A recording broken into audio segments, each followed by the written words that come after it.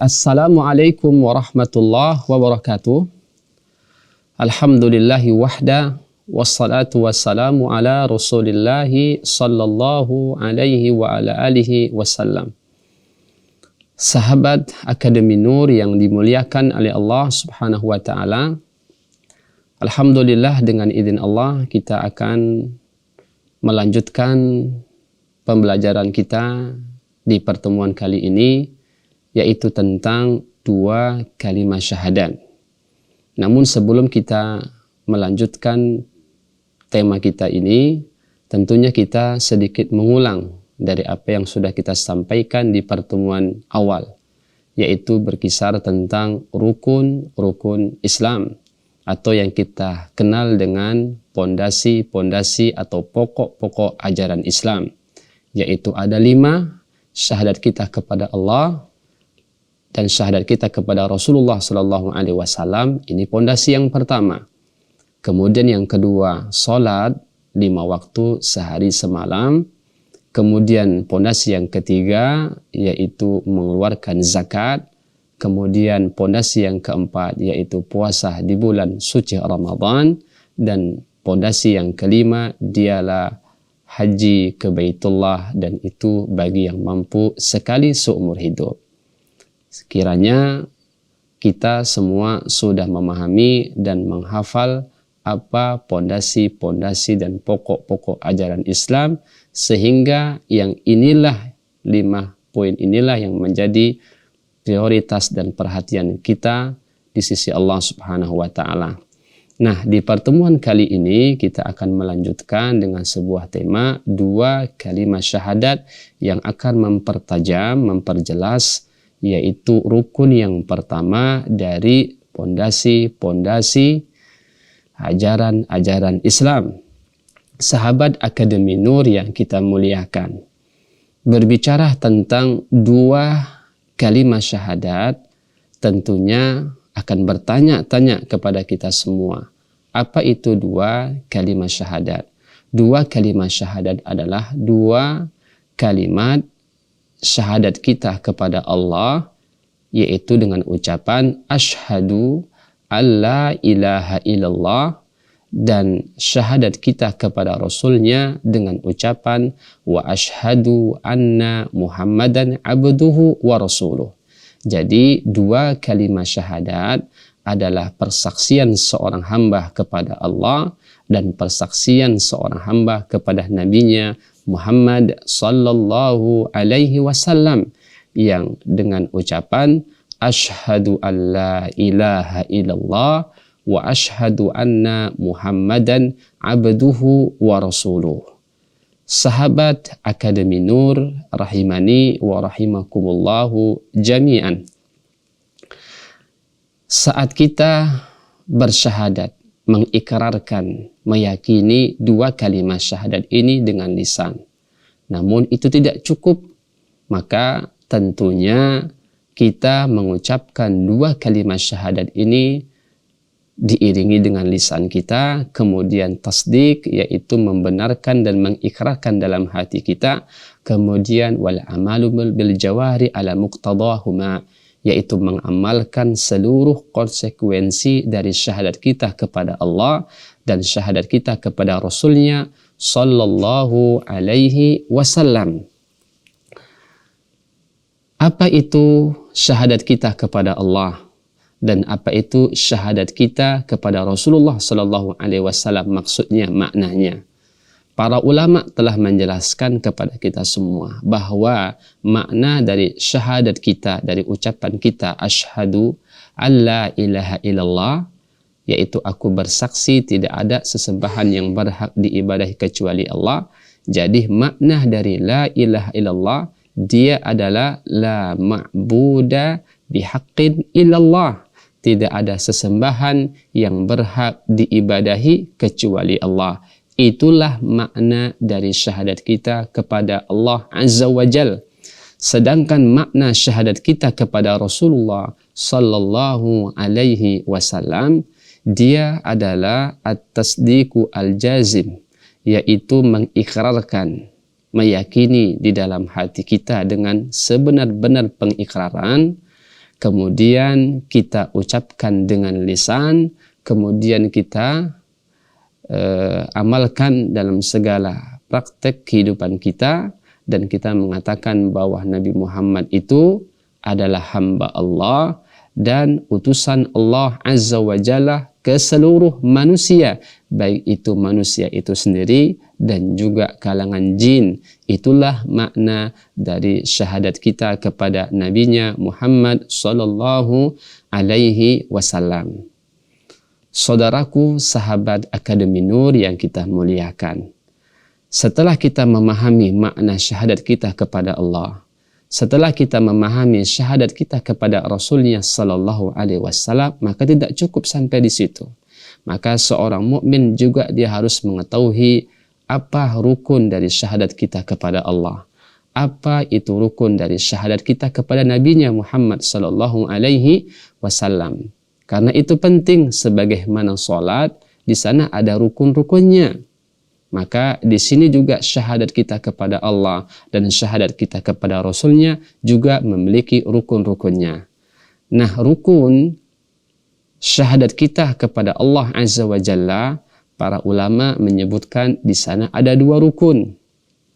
Saat kita mengucapkan kalimat asyhadu alla ilaha illallah, di sana terdiri dua rukun. Yang pertama disebut oleh para ulama yang namanya an-nafyu, yaitu meniadakan dan menolak atau meninggalkan, yaitu terdapat pada sebuah kalimat la ilaha, artinya tidak ada sesembahan yang berhak. Artinya apa? Kita menolak, kita meniadakan, kita meninggalkan seluruh sesembahan-sesembahan. Kemudian rukun yang kedua adalah al-itsbat, yaitu menetapkan bahwa yang berhak untuk diibadahi itu harus kita tetapkan, dan itu terdapat pada kalimat illallah, kecuali Allah. Berarti rukun yang kedua ini hanya kita menetapkan peribadatan yang berhak untuk ibadahi hanya kita tujukan kepada Allah Azza wa Jalla. Itulah rukun yang kita kenal dalam istilah ilmu tauhid, yaitu an-nafyu wal itsbat, yaitu menetapkan, yaitu meniadakan, menolak serta meninggalkan seluruh peribadatan yang kita kenal namanya an-nafyu. Kemudian menetapkan atau al-itsbat, yaitu menetapkan hanya beribadah itu kepada Allah Azza wa Jalla, dan itulah yang kita kenal dalam istilah dalam syariat ilmu tauhidnya adalah rukun syahadat kita kepada Allah Azza wa Jalla.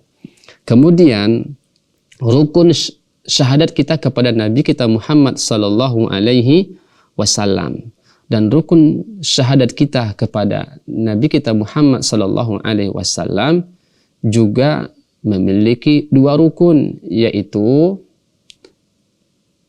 ucapan kita asyhadu anna Muhammadan abduhu wa rasuluh, kita bersaksi bahwa Nabi Muhammad sallallahu alaihi wasallam, rukun yang pertama, dia adalah hamba Allah. Dia adalah hamba Allah yang tidak boleh kita mengangkat derajat seorang hamba itu di atas Khalik sebagai Allah atau Tuhan. Makanya tidak boleh kita berlebih-lebihan. Cukup kita katakan Nabi Muhammad itu adalah dia seorang hamba Allah. Kemudian rukun yang kedua, dia adalah Rasulullah sallallahu alaihi wasallam. Artinya tidak boleh kita tafrid, meremehkan, karena dia adalah utusan Allah yang harus kita muliakan, yang kita benarkan, kita taati, kita tinggalkan segala larangannya, dan kemudian kita beribadah hanya di atas syariat dan petunjuk beliau, karena beliau seorang Rasul dan tidak boleh kita meremehkannya. Nah, inilah yang disebut oleh para ulama adalah rukun yang kedua dari syahadat kita kepada nabinya Muhammad sallallahu alaihi wasallam. Oleh karena saudara yang dirahmati oleh Allah Subhanahu wa taala, rukun syahadat kita kepada Allah Azza wa Jalla yaitu an-nafyu, penolakan, kemudian al-itsbat, penetapan, itu sudah ada di dalam firman Allah Subhanahu wa taala yang Allah mengatakan fama yakfuru bit-taghut, barang siapa yang kufur kepada sesembahan selain Allah, wa yu'min billah, dan beriman kepada Allah. Di sini Allah menggandengkan dua rukun syahadat kepada Allah, yaitu menolak dan meniadakan serta meninggalkan segala sesembahan selain Allah. Terdapat pada firman Allah, "Faman yakfur bit-taghut", barang siapa yang kufur kepada selain sesembahan selain Allah. Kemudian wa yu'min billah, kemudian beriman kepada Allah, dan ini itsbat, menentukan bahwa hanya keimanan kita, keibadahan kita ini hanya kita tujukan kepada Allah Subhanahu wa taala. Kemudian Allah katakan faqad istamsaka bil urwatil wuthqa, maka orang ini telah memegang sebuah tali yang kokoh, tali agama yang kokoh. Inilah firman Allah yang menegaskan tentang rukun syahadat kita kepada Allah, yaitu nafyu, menolak, meniadakan dan meninggalkan, kemudian itsbat, menetapkan ibadah itu hanya kepada Allah. Kemudian rukun yang syahadat kita kepada Rasulullah itu juga terdapat pada firman Allah Subhanahu wa taala. Yang pertama, rukun kita kepada Nabi itu adalah seorang hamba Allah. Allah pernah memanggil nabinya dengan mengatakan wa annahu lamma qama abdullah. Ini Allah memuji dan memanggil nabinya Muhammad dengan memakai Abdullah. Ini menunjukkan Nabi Muhammad itu adalah seorang hamba Allah. Dan bahkan Allah Subhanahu wa taala ketika menyebut nabinya Muhammad sallallahu alaihi wasallam dengan mengatakan Muhammadur Rasulullah. Muhammad itu adalah utusan Allah, dan ini menetapkan dari rukun yang kedua bahwasanya Nabi Muhammad itu adalah utusan Allah Azza wa Jalla yang tidak boleh kita remehkan, karena dia utusan Allah. Kita muliakan, kita benarkan apa yang dikhabarkan oleh Allah oleh Rasulnya sallallahu alaihi wasallam, kita taati, kemudian kita tinggalkan segala larangannya, kemudian beribadah hanya di atas syariat dan petunjuk beliau sallallahu alaihi wasallam. Kemudian sahabat Akademi Nur yang dimuliakan oleh Allah Subhanahu wa taala, setelah kita memahami apa itu makna syahadat kita kepada Allah, apa makna syahadat kita kepada Rasulullah sallallahu alaihi wasallam, dan juga kita telah memahami apa itu rukun syahadat kita kepada Allah Azza wa Jal, dan kemudian rukun syahadat kita kepada Nabinya Muhammad sallallahu alaihi wasallam, juga yang menjadi penting buat kita saat kita berbicara tentang syahadat kita kepada Allah dan Rasulnya sallallahu alaihi wasallam. Di sana ada syarat-syaratnya. Di sana ada syarat-syaratnya. Begitu pula dalam sholat. Bukankah dalam sholat di sana ada syarat sah sholat? Ada syarat sah sholat seseorang, yaitu dia harus bersuci, yaitu dia harus menutup aurat, yaitu dia harus menghadap kiblat, dan itu diantara syarat sahnya sholat. Begitu pula saat kita bersyahadat kepada Allah, saat kita bersyahadat kepada Nabinya Muhammad sallallahu alaihi wasallam, maka dituntut bagi kita harus memperhatikan syarat-syarat tersebut. Apakah syarat-syarat saat kita ingin bersyahadat kepada Allah Azza wa Jal? Di sana para ulama menyebutkan diantaranya ada 7 syarat.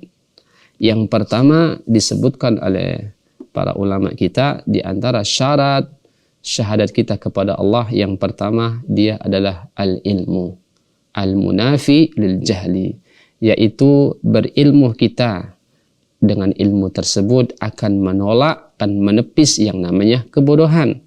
Kemudian syarat yang kedua adalah al-yakin, keyakinan. Dengan keyakinan inilah al-munafi lisyak, yang akan menepis dan akan menolak namanya keraguan. Dan syarat yang ketiga adalah al-ikhlas, yang al-munafi lisyirik, dengan keikhlasan kita tentunya akan menepis dan akan menolak yang namanya kesyirikan. Kemudian syarat yang keempat dia adalah as-sidqu, jujur. Dengan kejujuran inilah al-munafi lil kadbi, yang akan menepis dan menolak yang namanya dusta atau bohong. Kemudian yang berikutnya syarat yang kelima dia adalah al-mahabbatu al-munafil bughdi, yaitu cinta terhadap kalimat tersebut dan apa yang menjadi konsekuensi kalimat tersebut. Dengan kecintaan inilah yang akan menolak yang namanya kebencian. Kemudian syarat yang keenam dia adalah al-inqiyadu al-munafi litarki, yaitu kita tunduk dan patuh di atas kalimat tersebut yaitu kepada Allah Azza wa Jalla, yang dengan tunduk dan patuh tersebut akan menghilangkan dan akan menepis dan akan menolak yang namanya sifat meninggalkan atau cuek. Kemudian yang ketujuh, dia adalah al-qabul, yaitu menerima apa yang menjadi konsekuensi dari kalimat tersebut. Dengan menerima dari konsekuensi kalimat tersebut, tentunya kita akan menepis yang namanya ar-rad, yaitu menolak. Nah, kemudian para ulama menambahkan syarat dari syarat la ilaha illallah yang ke-8 adalah al-kufru bima yu'bad min dunillah, yaitu kita mengingkari dari segala peribadatan-peribadatan selain Allah Azza wa Jalla. Oleh karenanya sahabat Akademi Nur, inilah yang menjadi perhatian penuh buat kita. Tidak cukup kita tahu makna, tidak cukup kita tahu rukun, tetapi hantarkan dia juga syarat-syarat di sana. Karena syarat-syarat ini penting dan harus kita perhatikan saat kita ingin bersyahadat kepada Allah Azza wa Jalla. Kemudian juga syahadat kepada Nabi Muhammad sallallahu alaihi wasallam juga di sana ada syarat-syaratnya. Di antara syahadat kita bersyahadat kepada Nabi Muhammad sallallahu alaihi wasallam, yang pertama mengakui al-i'tiraf bi risalatihi wa tasdiq bil qalb, yaitu mengakui akan kerisalahan beliau dan meyakini dengan hati kita. Kemudian yang kedua, mengucapkan an-nutqu bil lisan, kita ucapkan ini dengan lisan kita. Kemudian mengamalkan dan mengikuti petunjuk Nabi kita Muhammad sallallahu alaihi wasallam. Dan kemudian yang keempat adalah at-tasdiq, membenarkan segala apa yang dikhabarkan oleh Allah Azza wa Jalla, Rasulnya sallallahu alaihi wasallam, baik yang dikhabarkan Rasulullah tentang Allah, tentang asma dan sifat Allah, tentang surga dan neraka Allah, tentang ajab dan azab kubur, dan segala hal yang dikhabarkan oleh Rasulnya, maka seorang mukmin mesti dan harus dan wajib membenarkannya. Kemudian yang kelima adalah al-mahabbah, mencintai beliau lebih daripada kita mencintai diri kita sendiri, anak dan istri kita, dan keluarga kita, dan seluruh manusia ajma'in. Dan kemudian kita mendahulukan sabda beliau, yaitu perkataan beliau, daripada pendapat dan ucapan seluruh manusia di jagat raya ini. Dan inilah di antara syarat saat kita ingin bersyahadat kepada Nabi Muhammad sallallahu alaihi wasallam. Kemudian sahabat Akademi Nur yang kita muliakan, rahimani wa rahimakumullahu jami'an. Setelah kita memahami apa itu makna syahadat kita kepada Allah dan Rasulnya sallallahu alaihi wasallam, setelah kita memahami apa itu rukun kita kepada Allah, syahadat kita kepada Allah Azza wa Jalla, dan rukun syahadat kita kepada Nabi Muhammad sallallahu alaihi wasallam, dan setelah kita memahami apa itu syarat-syarat syahadat kita kepada Allah dan syarat-syarat syahadat kita kepada Nabi Muhammad sallallahu alaihi wasallam, di sana yang menjadi penting poin buat kita adalah apa yang menjadi konsekuensi dari dua kalimat syahadat ini. Nah, menjawab pertanyaan ini tentu kita harus memahami bahwa konsekuensi dari syahadat kita kepada Allah Azza wa Jalla, yaitu asyhadu an la ilaha illallah, yaitu konsekuensinya adalah meninggalkan seluruh peribadatan selain Allah. Anda tinggalkan seluruh peribadatan di atas jagat raya ini, baik itu jin, baik itu manusia, baik itu nabi, baik itu para ulama, baik itu semua bintang, bulan, yang Anda harus tinggalkan itu seluruh sesembahan-sesembahan.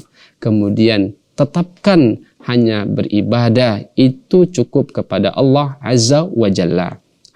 Hanya kita beribadah kepada Allah Azza wa Jalla. Dan ini konsekuensinya. Apa itu konsekuensinya? Kita meninggalkan seluruh peribadatan, kemudian kita tetapkan hanya kita beribadah di atas jagat raya ini hanya kepada Allah Subhanahu wa Ta'ala. Itu konsekuensi dari syahadat kita kepada Allah Azza wa Jalla.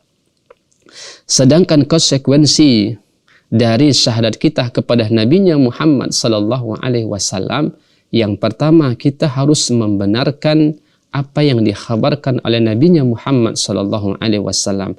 Apa yang dikhabarkan oleh Nabi Muhammad sallallahu alaihi wasallam yaitu kabar tentang Allah, kabar tentang asma dan sifat Allah, kabar tentang neraka dan surga Allah Subhanahu wa taala, kabar tentang azab kubur, kabar tentang adanya ancaman, adanya pahala, adanya dosa dan sekaliannya. Itu adalah kabar dari Nabi sallallahu yang wajib harus kita benarkan. Kemudian taat di atas apa yang menjadi perintah Allah Subhanahu wa taala. Kemudian yang ketiga, kita harus meninggalkan seluruh apa yang Rasulullah sallallahu alaihi wasallam larang. Dan yang keempat, di antara konsekuensi kita kepada Nabi Muhammad sallallahu alaihi wasallam, dialah tidaklah kita beribadah di atas jagat raya ini kecuali di atas syariat dan petunjuk Nabi Muhammad sallallahu alaihi wasallam.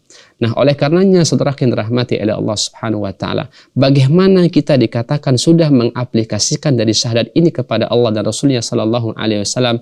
Kita kasih contoh. Jika ada si fulan kita katakan dia beragama Islam, dia telah bersyahadat kepada Allah, dia telah bersyahadat kepada Nabi Muhammad sallallahu alaihi wasallam. Namun sering di setiap waktu dan detik-detiknya dia mensekutukan Allah, berbuat syirik kepada Allah Azza wa Jalla, dia memasang sesajen-sesajen atau hal-hal yang menjadi kesyirikan. Maka orang ini walaupun dia telah bersyahadat kepada Allah, telah bersyahadat kepada nabinya, namun dia melakukan kesyirikan, maka dia tidak dikatakan mengaplikasikan dari syahadat dia kepada Allah dan Rasulnya sallallahu alaihi wasallam. Contoh yang kedua, kita katakan namanya Abdullah atau Abdurrahman. Dia beragama Islam. Dia telah bersyahadat kepada Allah. Dia telah bersyahadat kepada Nabi Muhammad sallallahu alaihi wasallam. Dan kita melihat setiap waktunya dia melaksanakan sholat 5 waktu sehari semalam untuk Allah. Bahkan dia melaksanakan seluruh pondasi-pondasi agama Islam ditujukan kepada Allah seperti sholat, puasa, berdoa. Dia hanya diperuntukkan kepada Allah Subhanahu wa ta'ala.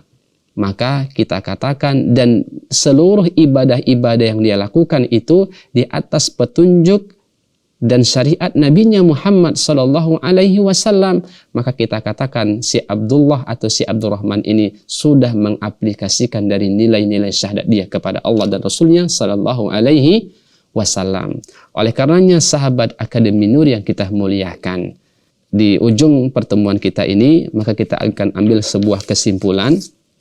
Pertama, bahwa syahadat kita kepada Allah dan Rasulnya sallallahu alaihi wasallam, dia adalah menjadi sebuah prinsip dasar. Syahadat kita kepada Allah dan Rasulnya sallallahu alaihi wasallam, dia adalah merupakan prinsip dasar yang menjadi penentu keabsahan dan diterima atau tidak diterimanya suatu amal ibadah seorang hamba di sisi Allah Subhanahu wa ta'ala. Maka ini penting bagi kita menjadi prioritas. Karena apa?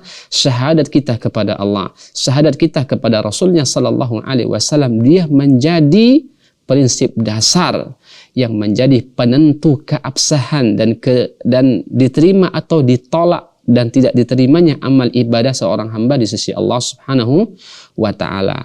Berarti ini penting yang harus kita perhatikan tentang makna, rukun, syarat dan konsekuensi dari syahadat kita kepada Allah dan Rasulnya sallallahu alaihi wasallam. Yang kedua yang menjadi kesimpulan kita, bahwa saat kita mengatakan syahadat kepada Allah Azza wa Jalla, tidak ada sesembahan yang berhak diibadahi kecuali Allah, inilah maksud dari keikhlasan. Inilah maksud dari keikhlasan kita kepada Allah. Dan saat kita mengatakan syahadat kita kepada Nabi Muhammad sallallahu alaihi wasallam, berarti disinilah maksud dari ittiba, yaitu mengikuti Nabi sallallahu alaihi wasallam. Karena apa?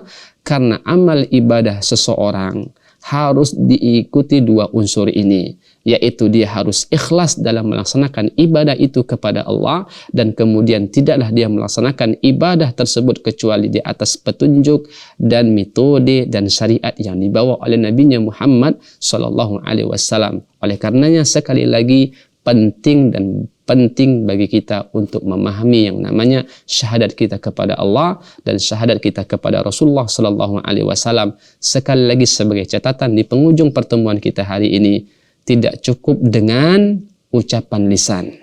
Syahadat ini tidak cukup dengan ucapan lisan, akan tetapi harus diiringi dengan ikrar keyakinan dalam sebuah hati kita, kemudian kita amalkan dari konsekuensi tersebut, kita amalkan apa yang menjadi konsekuensi dari syahadat kita kepada Allah. Apa itu konsekuensi dari syahadat kita kepada Allah? Sekali lagi, kita tinggalkan seluruh peribadatan kecuali Allah. Kemudian kita tetapkan kemana kita tujukan ibadah ini. Kita tujukan dan kita berikan haknya hanya kepada Allah Azza wa Jalla. Sedangkan syahadat kita kepada Rasulullah, aplikasinya dan melaksanakan konsekuensinya tidak cukup ucapan saja dan tasdik saja, tetapi kita aplikasikan dalam kehidupan sehari-hari. Apa itu? Membenarkan apa yang dikhabarkan oleh Rasulnya, taat di atas perintah Rasulnya, meninggalkan segala larangan nabinya sallallahu alaihi wasallam, dan yang terakhir, tidak kita beribadah kecuali di atas syariat dan petunjuk dan metode yang diajarkan oleh Nabi kita Muhammad sallallahu alaihi wasallam. Kiranya pertemuan ini diberkahi oleh Allah. Mudah-mudahan kita selalu diberikan ilmu yang bermanfaat. Akhiru kalam, subhanakallahumma wa bihamdika, ashhadu an la ilaha illa anta, astaghfiruka wa atubu ilaik. Assalamualaikum warahmatullahi wabarakatuh.